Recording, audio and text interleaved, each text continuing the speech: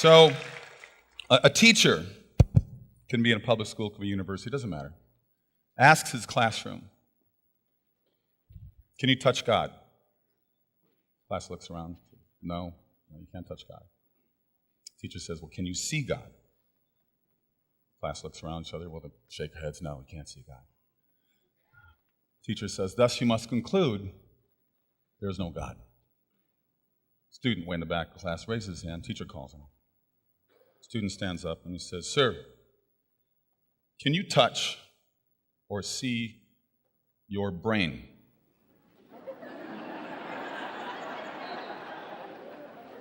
Teacher glares at the student. Student says, thus you must conclude, sir, that you have no brain.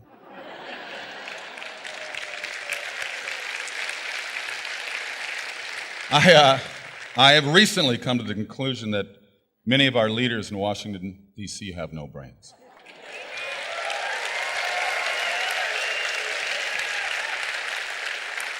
I am honored to be here.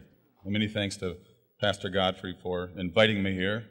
He actually had no choice to be a pastor. He has God in his last name, so I know he's heard that before, but I had to say it. And I also want to thank out his assistant, who I haven't met her yet, Stephanie Thompson, who we became email buddies, so she was great as well.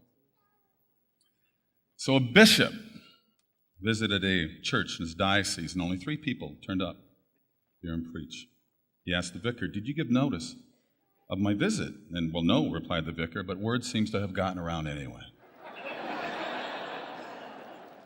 I don't know, did you guys advertise that I was coming? So, I am happy and grateful that more than 3 of you actually turned up.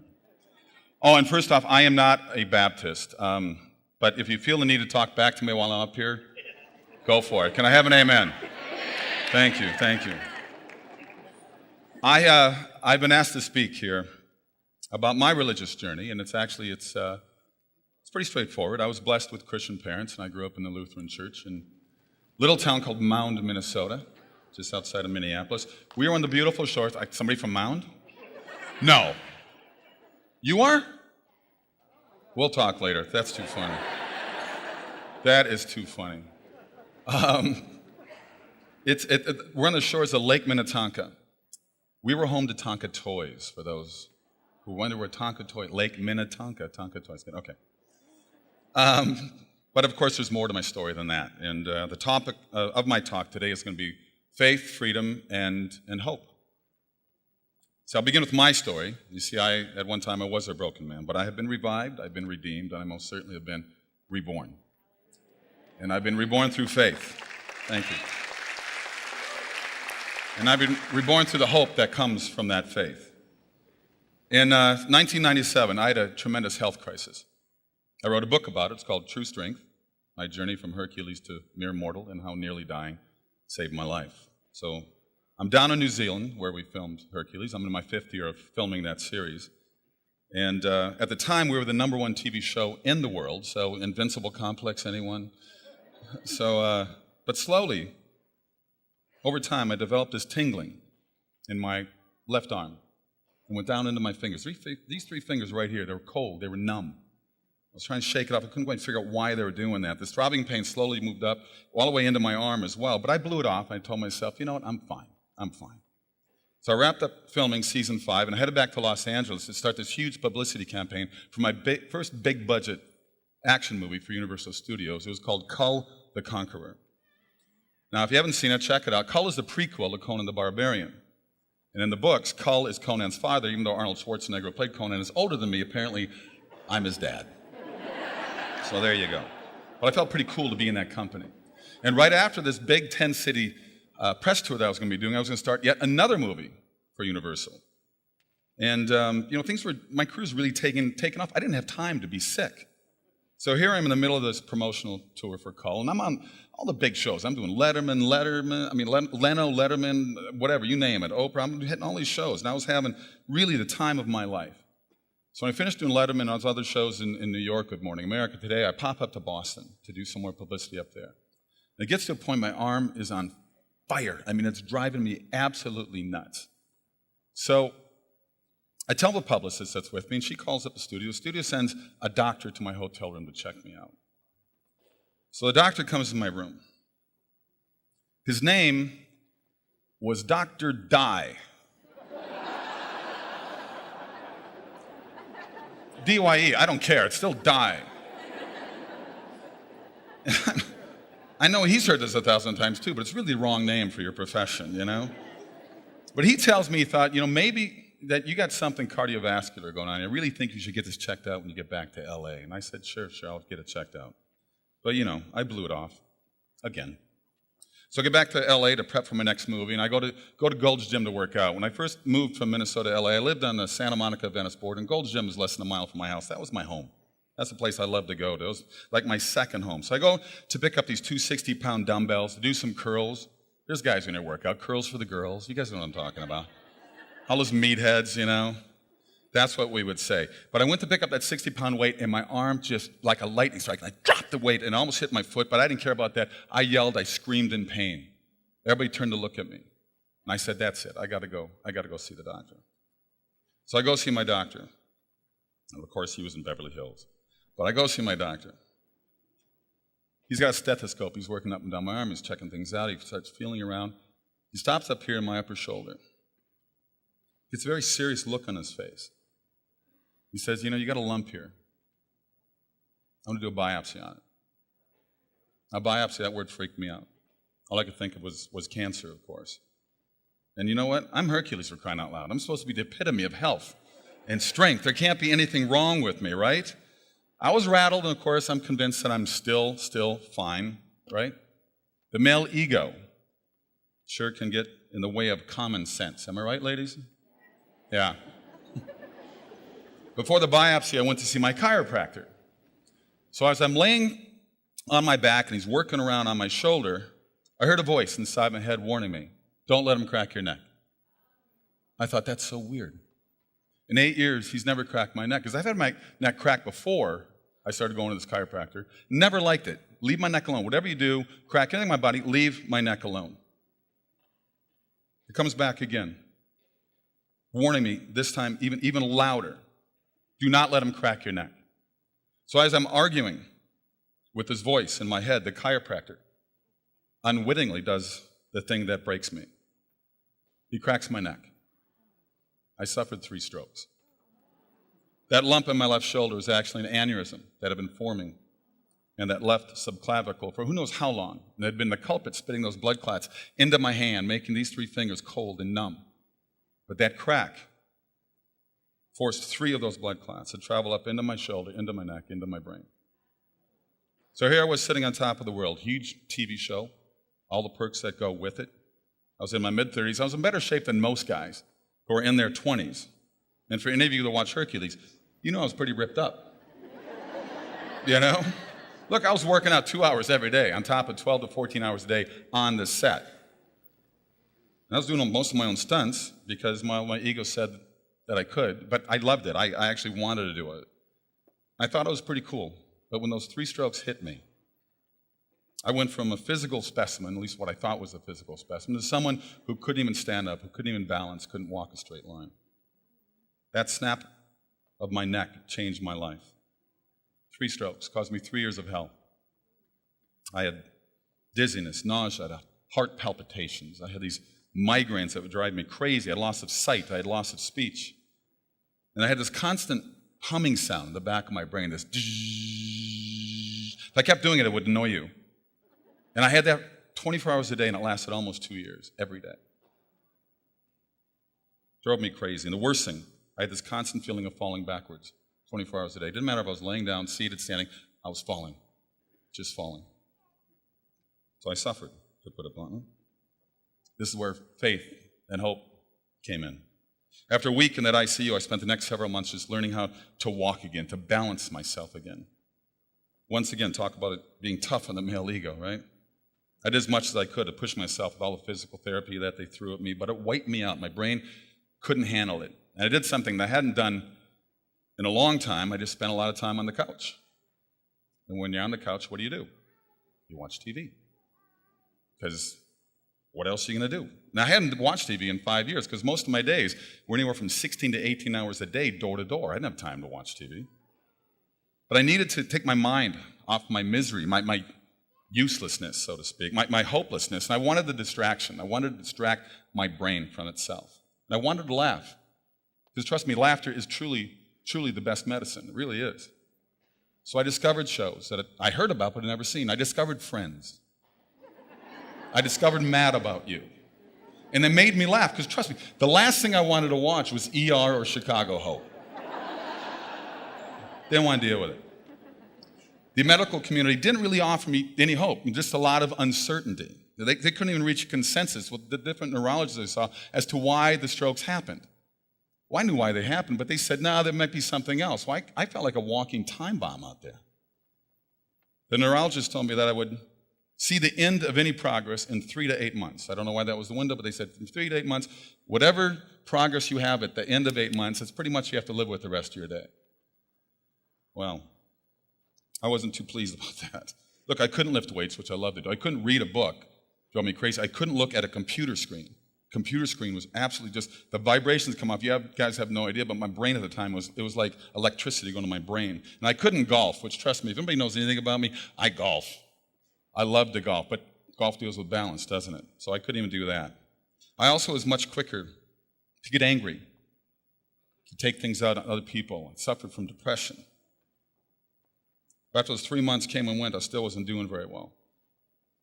See, a positive point was that I had this relationship develop with my wife's dog, Gizmo. She looked like a gizmo. She's was 7 pounds of Brussels Griffon. If you know what that dog is, that was a dog they used in a movie called It's Good As It Gets, that Jack Nicholson threw down a garbage chute. All right? And this dog and I, she thinks she's a German Shepherd, but she's 7 pounds. But you see, I was prescribed to do this walk each day, to walk as far as I could, so she would come on these walks with me. And that was part of my therapy as well, but we took these walks, and this little obstinate, possessive little dog with my wife, she had trying to get used to me. She loved this little creature. She was a little dubious about me at first, but she loved taking these walks with me. And then we'd get back, I'd lay on the couch, she'd snuggle up to my thigh, and we'd both be lazy the rest of the day. So what's not to love? I know that Gizmo came to believe that maybe I was a gift sent from heaven. Perspective is everything, isn't it? So I do still miss that little creature, but man, that thing could snore. Really, it's amazing. You could swear it was like a 300-pound old man or something, but that thing... Anyway, after about 4 months of that schedule, I head back down to New Zealand because I got to start season 6 down there. See, work was how I defined myself. It's all I really knew, and I loved it, and I needed it. And tell the truth, it needed me because, frankly, there's not much of a show called Hercules without Hercules in it. So it gave me this light. It really did. I'm glad the studio kept the show going. Obviously, it was a cash cow for them, but I wanted to keep working away. It gave me this light at the end of a very long, dark tunnel, and it gave me hope. But I misspeak when I say I went back to work, because when I went back to work initially, it was only for 1 hour a day. They had to do something to sort of keep the show alive. That's all I could work. That's all I could handle. I was working maybe about 4 hours a day, and about 8 months into the shooting of that season 6. Spending the rest of my time just basically doing physical therapy and trying to get some sleep. And that's when I told myself, there's no way I'm going to live my life like this. There's no way. Doctors certainly saved my life, but I certainly tell them there's a reason what people call what they do a practice. Right? But I prayed. I prayed a lot. I had a lot of long talks with a God who seemed cruel and capricious to me. We had some good arguments, God and I. We wrestled. we wrestled a lot. He wins every time, by the way. He's pretty much undefeated. But I also had a lot of arguments with my wife, Sam, as well. Sam likes to say that God tapped my shoulder to slow me down. With those 3 tiny blood clots, God changed my life. And it kind of seems like a miracle that I survived what I went through, but sometimes life is just like that, because really there's miracles every day, but we're too lazy and blind to pay attention to them. The miracle really was that I met my future wife just a year before I suffered my strokes, and I don't know how I would have survived her constant nagging, her incessant contradictions of my own self-pity, and really her overwhelmingly annoying optimism. I didn't recognize it at the time, but God provided. She saw recovery in me when I couldn't, when she had faith in a loving Creator when mine faltered. Her uplifting voice eclipsed the negative ones in my own head, cheering me on and soundly approving any small improvement that I had. She believed in my ability to overcome, and more importantly, she believed in the strength that I would derive from my successful recovery. She is actually responsible for me writing this book, because I didn't want to write the book. I didn't want to expose myself and let everybody know how this big, strong, tough guy had turned into such a weak, helpless person. So I wrote True Strength as a way to share my struggles and really to provide hope to anyone out there who's suffering from a catastrophic illness, injury, or any setback, really. It's about finding the inner fortitude to battle through the worst of crisis in your life. And trust me, everyone in this room, if you haven't already, you will hit that roadblock. And how are you going to react to it when you do? Will you do what most people do? Are you going to blame family? Are you going to blame friends? Are you going to curse and yell and scream at God? I've always said it's best just to sort of look in the mirror. I think that's where most problems originate. See, I've never been one to back down from a challenge, so I fought it. I raged against it, and I grew stronger. And I did. I raged against God, who would permit my suffering, even as I prayed, of course, and begged for him to take it away.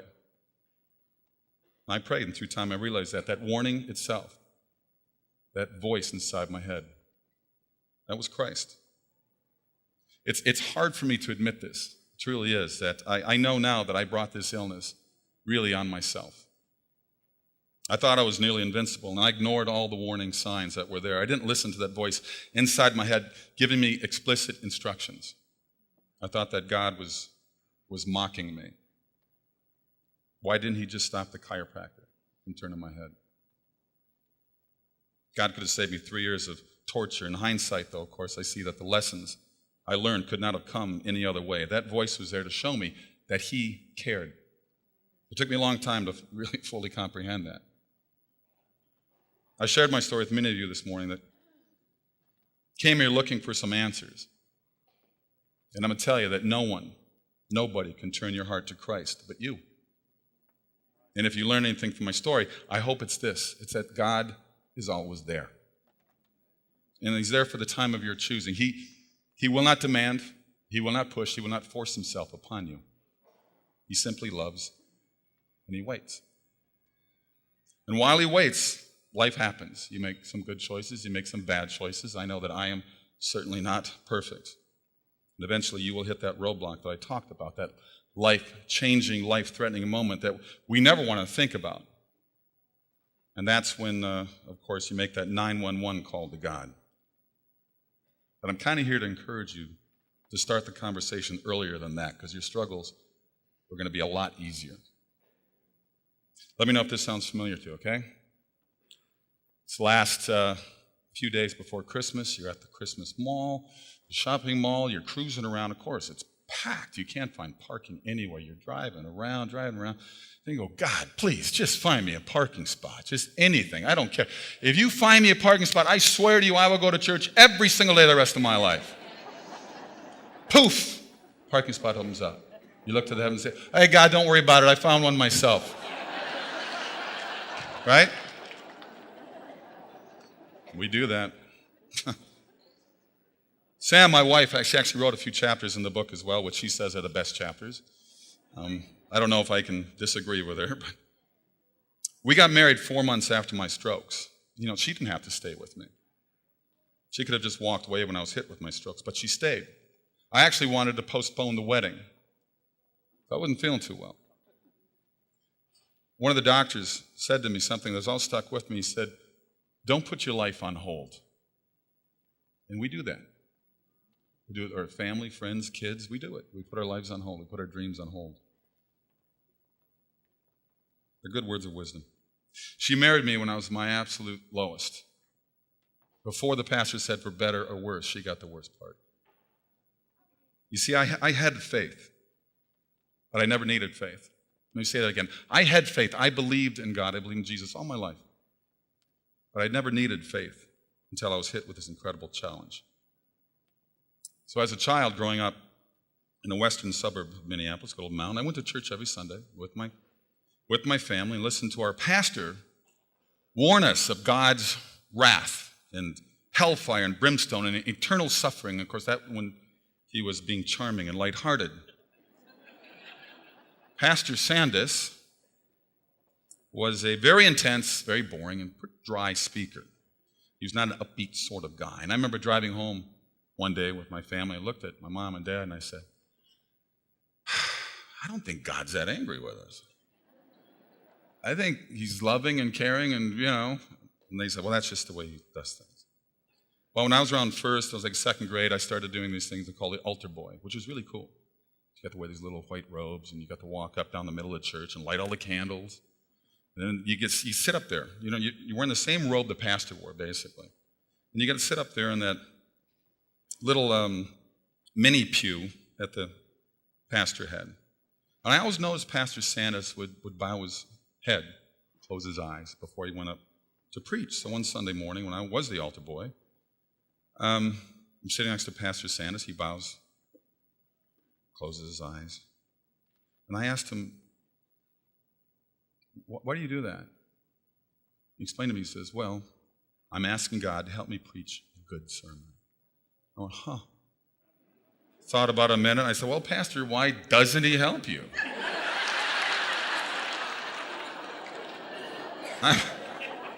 I'm pretty sure that's where, kids say the darndest things sort of came from. But, when you're 8 years old, you say stuff like that. So when I was about 13, the church hired their first youth pastor. And he was in his 20s and eager to connect. And Pastor Lee we thought he was cool. He had his casual clothes and nonchalance. He came on board at just the right time, for a young man who kept questioning and seeking answers to the most profound questions in life. But more importantly, he was available. He was really easy to talk to. He was just a really nice guy. He brought a lot of humor and sort of a relatable personality to the teenagers of the church, when most of us were we just wanted to understand and get to know this vengeful God of the Old Testament. And that's when I tell my Jewish friends, I go, well, that's your Bible. I'm a Christian. And apparently God mellowed out when he had a kid. So, But he loved to tell his jokes. And I remember the joke, I'm going to share it with you. He told us in our Sunday school one day, he says, look, there's this elderly couple. They're having dinner at another couple's house. And after dinner, the wives leave. They're in the kitchen. The men are sitting around. And one of the guys says, last night we went out to this new restaurant.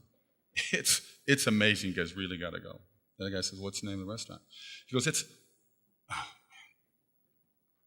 stinking. Oh, what's the name of that flower?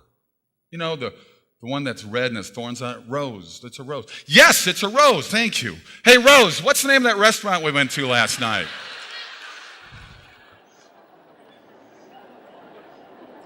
Look, I've had senior moments in my 20s, so well, I love that joke.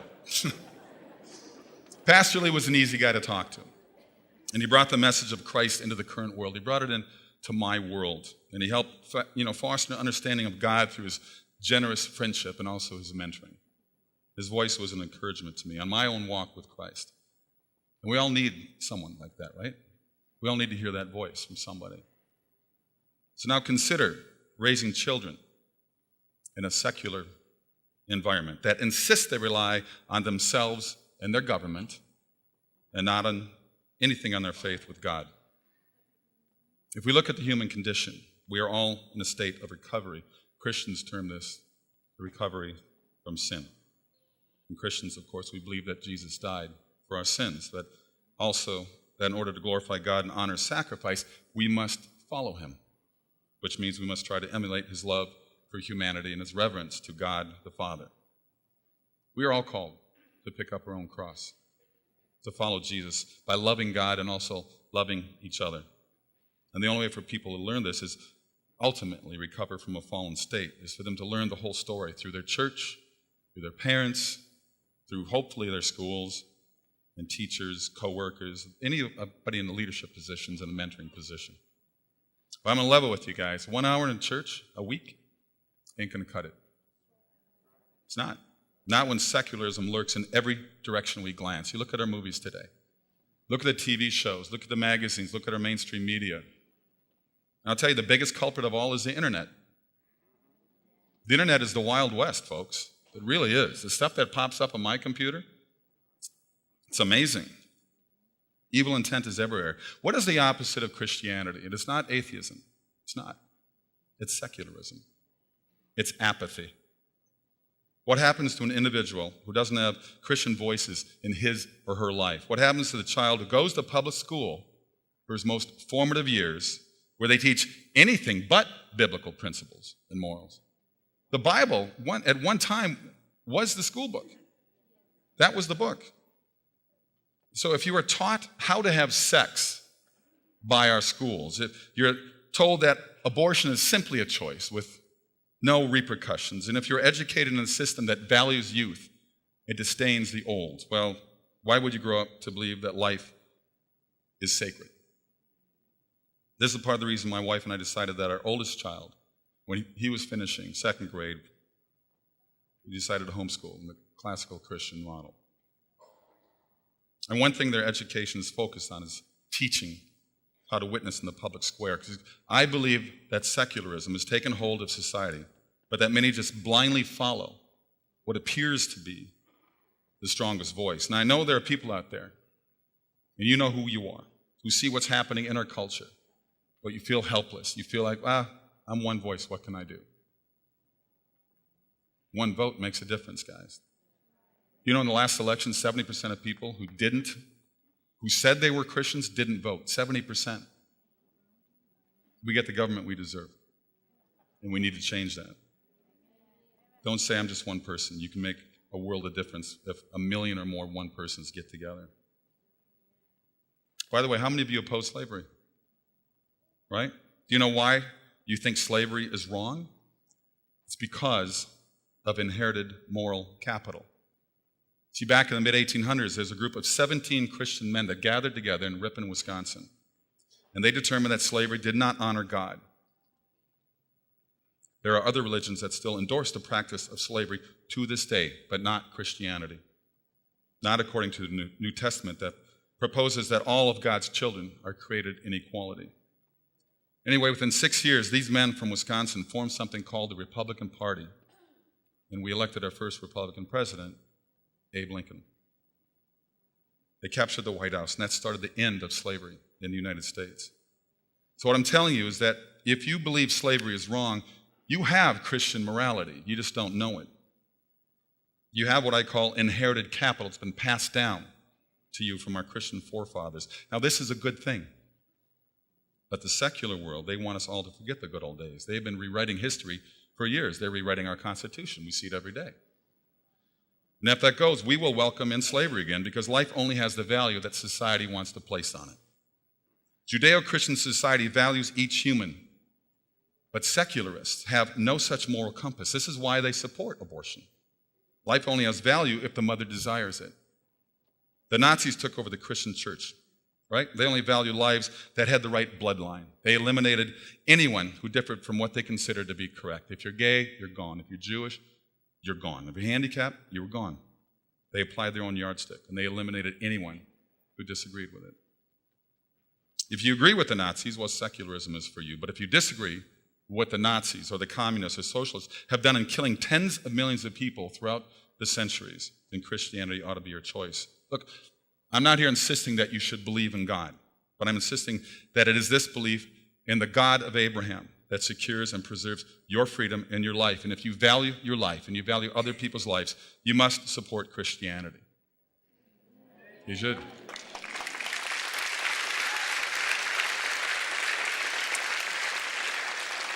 In other words, you don't have to believe in God to understand that you have benefited from others' strong faith in their Creator. For this reason, we Christians must help spread the gospel. I've done a number of faith-based movies over the years. One that came out in theaters last year is called God's Not Dead. Anybody get a chance to see that? I'm glad you did. This was a $2 million movie, by the way. That's That's like the catering budget on Pirates of the Caribbean. Sounds like a lot of money, but movies, it ain't nothing. But we all did this movie because we loved the project. It comes from Pure Flix, which is based out of Scottsdale. I did another movie with them called What If. If you haven't seen What If, I recommend it. Same writers from God's Not Dead. I think it's a better movie. That's just my point. But this little $2 million movie grossed more than $140 million worldwide. It was by far and away the number one independent movie last year in Hollywood, by far and away the number one dollar for dollar grossing movie in Hollywood last year. And it's really because of you that make more of these movies being made, and there will be more being made. By the way, I'm doing the next 2 Left Behind movies as a lead. Just letting you know.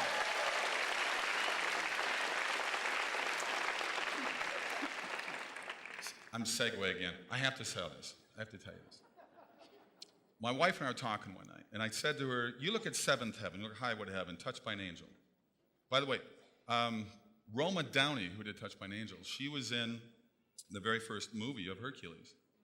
So I met her husband, Mark Burnett, and I said, before she was touched by an angel, she was touched by Hercules. I don't know if he appreciated that, but so she wakes up the next morning, she goes, you know what, I got a show idea. So she starts telling me this idea for a TV show. And I said, this is awesome. So we start piecing it together. We start writing a script and stuff like that. We went and got some producers that were interested. We pitched it all over Hollywood. A woman at ABC, one of the top dogs at ABC, decides what you all get to see. She says, look, I know people follow you, Kevin. I know you're Christian. I know that you did these movies and you have a big following. By the way, we're all flyover states. If you're not in New York or LA, you're a flyover state. They don't care. And there's people out there that have moral compasses and all this, want good things. That, they bring back the Brady Bunch and Gilligan's Island, please, So she says, look, I'm Jewish, but my Jewish faith is somewhere. It's over here. She goes, I get it. I know that people want these Christian movies and faith-based movies. I just don't know why they do. I actually said that. So this is what we're dealing with in Hollywood. This is what they're dealing with. But you know what? NBC bought it. I hopefully will have a new TV show on that's going to be totally opposite of everything that's on TV right now. It's called The Miracle Man, okay? I want you guys, thank you. I believe in the power of prayer. Please pray that we write a fantastic script that gets picked up. We're going to shoot the pilot probably in April. And if it gets picked up, it'll be on TV again later next year. And it's not touched by an angel, it's punched by an angel. My character is a lifetime. He's a Navy SEAL, so we got the military involved in this. And yeah. So remember Miracle Man, hope it gets picked up. I had to talk about it. Anyway, for those of you not seen God's Not Dead, I play an atheist college professor. Yes, I know some of you are saying, wait a minute, Mr. Hercules, are you saying there are atheist professors in our universities? It's a shocker to me as well. But so people have asked me how I prepared for that role, how I researched the role of the professor, being a Christian and all. I said, well, it's really pretty easy. What I did is I just thought of a Christian, and I took away all reason and accountability. And there I was. That's a Jack Nicholson line, by the way. I based them on these atheists I see on TV. They actually spend the time, the energy, the money to form their own groups, become presidents of the Atheists for America. They see a nativity scene. Oh, that really makes me mad. Ooh, a Christmas tree. Oh, I find it absolutely amazing how angry and upset these people get for something they don't believe in. They should get this upset about Santa Claus and the Easter Bunny. Look, I don't like broccoli. Knock yourself out. I'm not going to. It's amazing to me. But actually, I to prepare myself for this role, I thought of a Christian, and I just took away reason and hope. You do hate him. He has nothing but his arrogance and his intellect. And even that is flawed by his hatred he has for an all-powerful God. But then something happens. There's a scene in the movie where the student, who I've been tormenting in my philosophy class for being a Christian, class clears out. He looks at me. He says, what happened to you? I tell him that I lost my hope when as a boy, I watched my mother die of cancer. And all my prayers to God went unanswered. That's where it kind of gets you. Part of you sort of understands this little 12-year-old kid that he might feel that way. And I think some people told me that's when they started to sort of hope for my character and all the anger and fear that he's going through. Because hope, I mean, it's the Christian message, is it not? Christ came to set the captives free, to give us all hope, to adopt all of us into his loving arms. And the loss of his mother, my character lost his hope and he lost his belief in God. I said at the beginning of my talk that it would be about faith and freedom and hope. Faith, because without faith, let's face it, there's no hope. But faith must rest in God alone, because he is the definition of faithfulness. I learned that myself through my own struggles and ultimate victory over my own illness.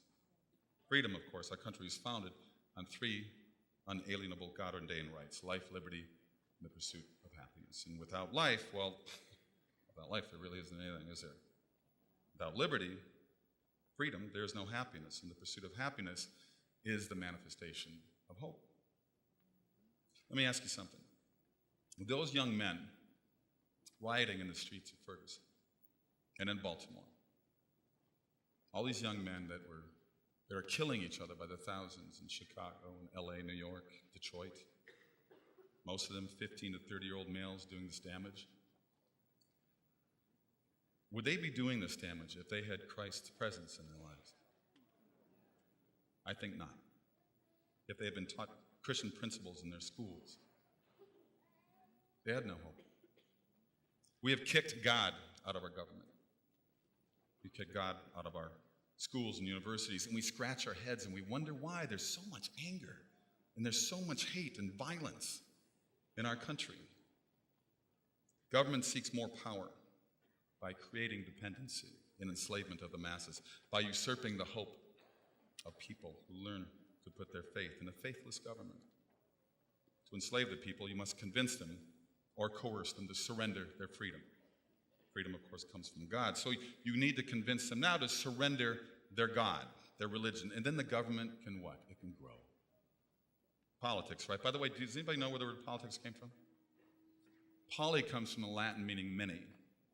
Ticks are blood-sucking parasites. Yeah.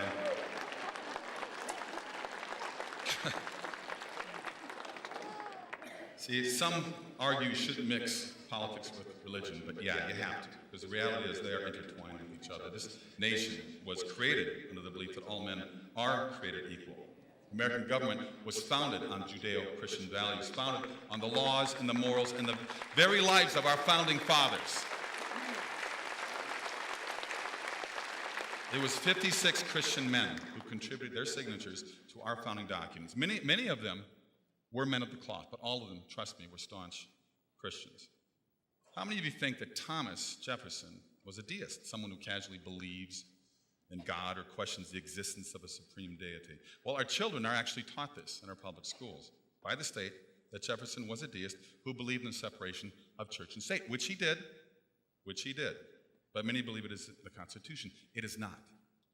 Jefferson wanted to protect the church from the state, and that is exactly what he meant by separation of church and state. But somewhere along the way, our politicians and our media, they just sort of reversed the meaning. They not only want to control education, they want to control church. They want to control what the churches say and what they do, and we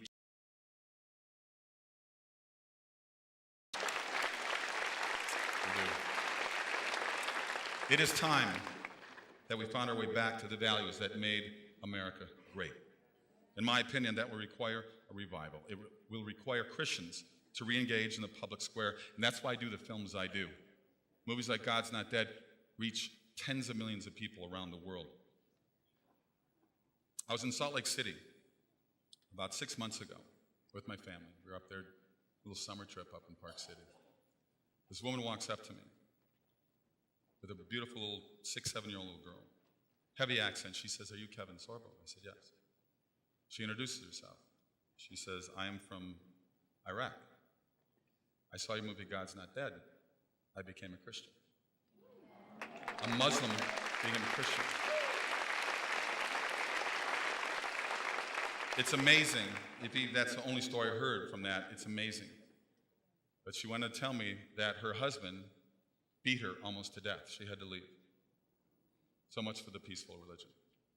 But she got away, and her daughter accepted Christ as well. It is. This is why I do the films that I do. I mean, it's why I speak publicly. We need to rediscover our roots in order to preserve the greatest nation this world has ever known. And if you are a Christian, please explain to others the source of your hope. And if you are not, well, then we all invite you to discover it for yourself. Look, I was a broken man, but I was revived, I was redeemed, and I was reborn. Join me. I want to thank you for your time this morning. God bless you. God bless America. Thank you.